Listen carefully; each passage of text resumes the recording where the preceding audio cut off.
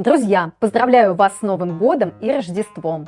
И перед тем, как мы начнем обсуждать новости уходящей недели, призываю вас подписаться на мой канал, поставить лайк этому видео и поделиться своим ценным мнением в комментариях.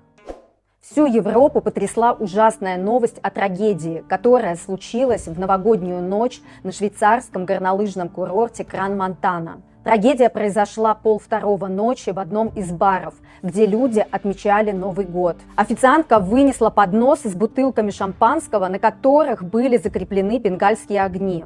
Искры от бенгальских огней быстро разлетелись во все стороны и попали на акустическую обшивку, которая моментально воспламенилась. Поначалу отдыхающие даже не поняли масштаба надвигающейся трагедии, и многие продолжали мирно праздновать и снимать происходящее на камеры своих телефонов. К сожалению, время было потеряно. В то время, когда нужно было срочно уходить из бара, люди мирно продолжали выпивать за своими столиками. Но дальше пришло осознание, и люди начали паниковать. Крики, дым. Многие пытались вырваться через узкие выходы, но давка мешала спасению. Люди ломали окна, кто-то оказался заблокирован в лабиринте огня и дыма. В итоге около 40 человек погибли, а это были совсем молодые люди, 18-20 лет. И еще более 120 получили серьезные травмы. Многие с ожогами находятся в критическом состоянии в больницах. В Швейцарии объявлен 5-дневный траур. Трагедия в Швейцарии сразу напомнила мне трагедию, которая произошла в 2009 году в России в баре «Хромая лошадь», где люди также отмечали празднование Нового года. Тогда в огне погибло 156 человек.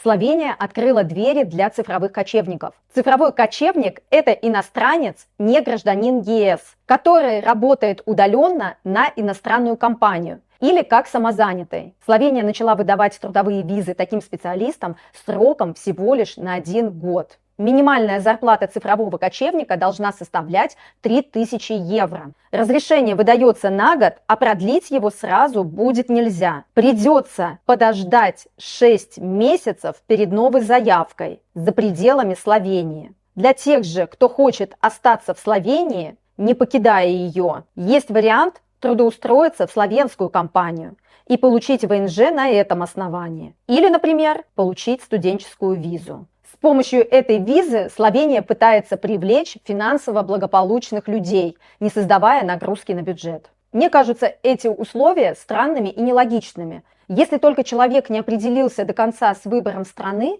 и хочет попробовать пожить в Словении какое-то время. Но тем не менее, уже нашлось 7 желающих.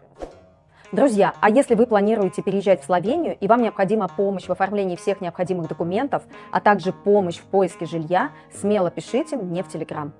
Многие работодатели Словении требуют от своих сотрудников, чтобы те приходили на работу за 15 минут до начала своей смены, чтобы подготовиться.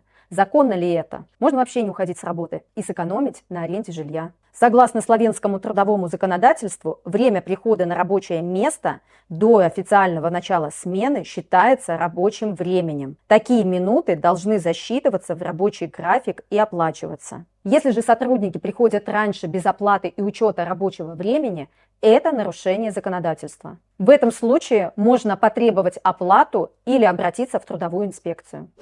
В Любляне задержали мужчину, который нарисовал свастику на здании Министерства культуры. Выяснилось, что мужчина состоит в группе «Славянисты», которая симпатизирует крайне правым идеологиям, антисемитизму, ненависти и расизму. Мужчине грозит уголовная ответственность за вандализм и разжигание ненависти. По вечерам в Любляне может быть достаточно опасно не только в центре, но и на окраинах города. 15-летняя девочка поздним вечером сошла с автобуса в районе Дравлия и встретилась практически лицом к лицу с дикими кабанами. Около 20 диких кабанов бежали куда-то по своим делам. Девочка не растерялась и даже успела заснять эту картину. Но на самом деле, если бы кабаны не спешили так по своим делам, все могло закончиться трагично. Конституционный суд Словении признал незаконным запрет на дополнительную работу врачей вне государственной системы здравоохранения. Этот запрет был введен в 2024 году и касался медиков, работающих в государственных больницах, ограничивая их возможность подрабатывать в частных клиниках. Суд указал, что такая мера нарушает право на свободу труда. А мне казался этот запрет вполне правомерным. В государственных больницах зачастую не хватает врачей. И не лучше ли было бы, чтобы эти врачи, например, работали в 2 смены в государственных клиниках, а не на стороне в частных? Что вы думаете об этом? И в конце традиционно новости погоды от Алисы. Алиса, какая погода будет в Любляне в понедельник? В понедельник в Любляне от -2 до 0 мокрый снег. Спасибо, Алиса. Друзья, поздравляю вас с Новым годом! Не забывайте подписываться на канал и ставить лайки. Друзья, я присоединяюсь к пожеланиям Алисы и желаю вам всего самого наилучшего в новом году. Пока-пока, до новых встреч!